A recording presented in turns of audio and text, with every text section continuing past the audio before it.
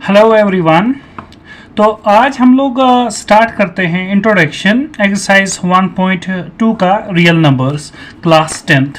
ठीक है, तो अब देखिए इसमें हम लोग क्या करेंगे, इसमें हम लोग वो वाली सारी टर्म्स डिस्कस करेंगे जो हमें एक्सरसाइज में पढ़नी है। अब देखिए यहाँ पर हमारे पास जो सबसे पहली टर्म आएगी that is fundamental theorem of arithmetics. ठीक है, फंडामेंटल थ्योरम ऑफ अर्थमेटिक्स। तो देखिए फंडामेंटल थ्योरम ऑफ अर्थमेटिक्स हमारे पास क्या है। फंडामेंटल थ्योरम ऑफ अर्थमेटिक्स की बात अगर हम लोग करें तो क्वेश्चन हमारे पास एग्जाम में आ जाता है state fundamental theorem of arithmetics. तो उसमें आप लोग क्या करेंगे, तो यहाँ से मैं लिखना स्टार्ट कर देता हूँ कि फंडामेंटल थ्योरम ऑफ अर्थमेटिक्स का जो स्टेटमेंट है वो कुछ इस तरह से है। पहले हम लोग स्टेटमेंट को लिखेंगे और उसके बाद इसको समझेंगे। तो फंडामेंटल थ्योरम ऑफ अर्थमेटिक्स का जो स्टेटमेंट है दैट इज कि हर एक composite number, every composite number can be written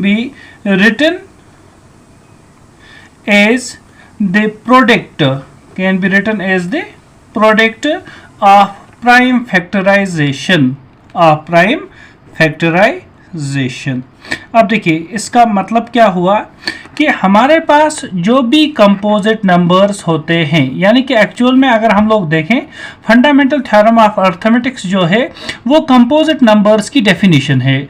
और इसमें हम लोग क्या बताते हैं कि जो भी कंपोजिट नंबर्स हमारे पास होंगे उनको हम लिख सकते हैं in terms of prime factorisation.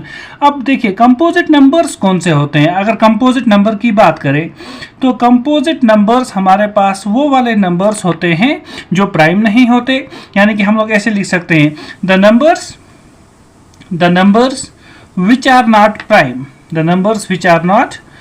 Not prime. ठीक है, उनको हम लोग क्या बोल सकते हैं, उनको हम बोल सकते हैं कंपोजिट। या और डेफिनेशन में आप लोग बता सकते हैं कि हमारे पास वो नंबर्स जिनके दो से ज्यादा फैक्टर्स हों, यानी कि the numbers which are having more than two factors। ठीक है, उनको हम लोग क्या बोलेंगे, उनको हम लोग बोलेंगे कंपोजिट नंबर्स। ठीक है ना, मोर देन 2 फैक्टर्स, उनको हम बोलेंगे कंपोजिट नंबर्स। अब देखिए आप लोगों को ऑलरेडी पता है कि हमारे पास, मैंने जो डेफिनेशन पहले लिख दी, मैंने बताया कि जो नंबर्स प्राइम नहीं होते उनको हम बोलते हैं कंपोजिट। तो इसका मतलब हमारे पास प्राइम नंबर्स कौन से हैं। प्राइम नंबर्स हमारे पास होते हैं 2, 3, 4, 5, 7, 9 11, 13, ठीक है, 17, 19 है, सो ऑन। ये वाले नंबर्स जो हमारे पास हैं ये सारे प्राइम हैं। अब प्राइम नंबर्स की डेफिनेशन क्या है।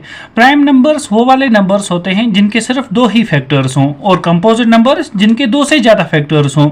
तो आप लोगों को यहाँ से पता चल गया कि अगर हम नंबर्स की बात करें 2 हमारा प्राइम नंबर, 3 हमारा प्राइम नंबर, 5 हमारा प्राइम नंबर, 7 हमारा प्राइम नंबर, और 1 जो हमारे पास है ना तो वो प्राइम है ना तो वो कंपोजिट है।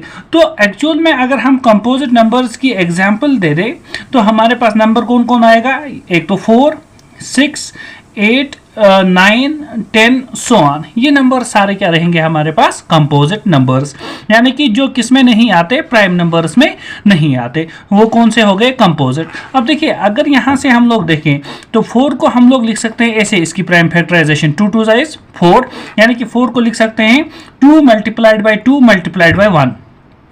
इसी तरह अगर हमारे पास 6 है तो 6 को लिख सकते हैं 2 3 जा 6, तो 6 की प्राइम फैक्टराइजेशन जो होगी that is 2 multiplied by 3 multiplied by 1। तो आप लोग देखें जितने भी नंबर्स हमारे पास हैं इनके 2 से ज़्यादा फैक्टर्स हैं, तो इन वाले नंबर्स को क्या बोलेंगे, कंपोजिट। तो इसीलिए स्टेटमेंट में क्या बताया गया कि जितने भी हमारे पास कंपोजिट नंबर्स हैं उनको हम लिख सकते हैं product of it is prime factorisation. आप लोग देखें जो हमारे पास कंपोजिट नंबर था 4, इसको मैंने लिखा प्राइम फैक्टराइजेशन में। हमारे पास 6 था तो प्राइम फैक्टराइजेशन में, 8 है तो इसको लिख सकते हैं प्राइम फैक्टराइजेशन में, यानी कि 2 हमारा प्राइम, यहाँ पर भी 2 प्राइम, 2 हमारा प्राइम, 3 हमारा प्राइम। 8 को लिखेंगे 2 मल्टीप्लाइड बाई 2 मल्टीप्लाइड बाई 2, तो 2 हमारा क्या आ गया वहां पर, एक प्राइम नंबर। ठीक है ना। तो अब हमारे पास जो दूसरा टॉपिक इसमें आता है वो है, एक तो हमारा LCM एंड दूसरा है हमारे पास HCF। अब देखिए ऑलरेडी आप लोगों ने HCF पढ़ा, कैसे हम फाइंड करते हैं यूजिंग यूक्लिड्स डिवीजन लेमा और एल्गोरिथम। अब यहाँ से हम लोग क्या करेंगे, जो LCM और HCF आप लोगों को फाइंड करना है वो आप लोग किससे फाइंड करेंगे, बाय प्राइम फैक्टराइजेशन। किससे करेंगे, प्राइम फैक्टराइजेशन से। तो आप लोगों को मैं ऑलरेडी यहाँ से दिखा देता हूँ कि हमारे पास LCM क्या होता है और HCF क्या है।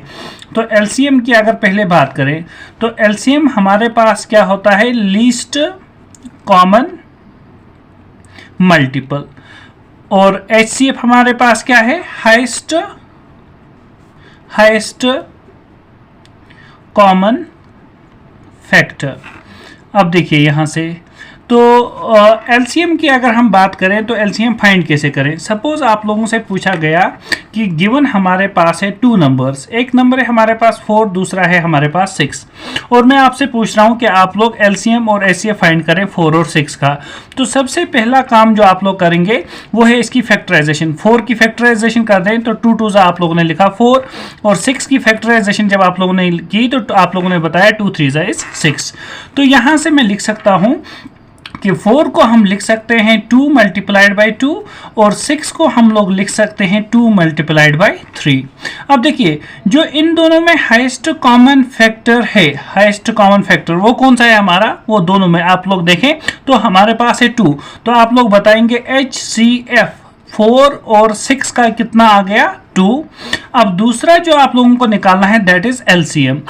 तो LCM को आप लोग कैसे निकालेंगे, LCM को निकालने के लिए आप लोग यहां से क्या करेंगे, यही प्राइम फैक्टराइजेशन आप लोग देखेंगे।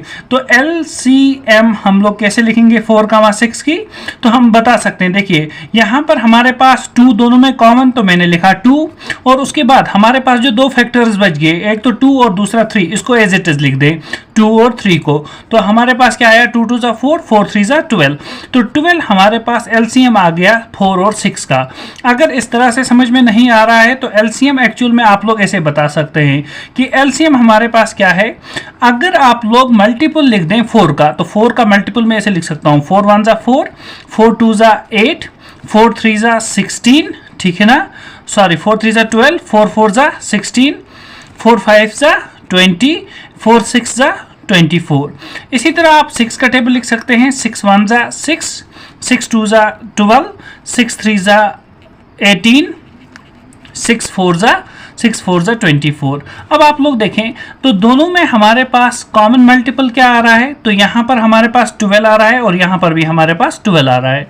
और आप लोग देखें तो यहाँ पर हमारे पास 24 आ रहा है, यहाँ पर भी हमारे पास 24 आ रहा है। इसी तरह जब आप आगे लिखेंगे इनके मल्टीपल्स तो आपके पास 36 यहाँ पर भी आएगा, 36 यहाँ पर भी आएगा।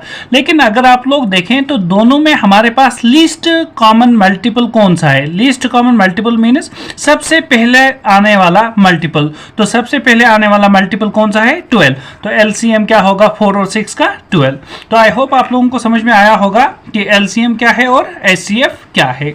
इसके बाद जो हमारे पास नेक्स्ट टॉपिक आएगा दैट इज कि अगर आप लोग क्या कर दें, अगर आप लोग LCM को मल्टीप्लाई कर दें HCF से, ठीक है, यानी कि अगर आप लोगों के पास 2 नंबर्स हैं, एक नंबर है आपके पास सपोज A, दूसरा नंबर है आपके पास B, तो 2 नंबर्स की कंडीशन में अगर हम LCM का मल्टीप्लिकेशन करें किसके साथ, LCM का मल्टीपल कर रहे हैं HCF के साथ, तो वो होता है product of 2 numbers, product of 2 numbers. तो मैं इसकी एग्जांपल अगेन लेता हूं।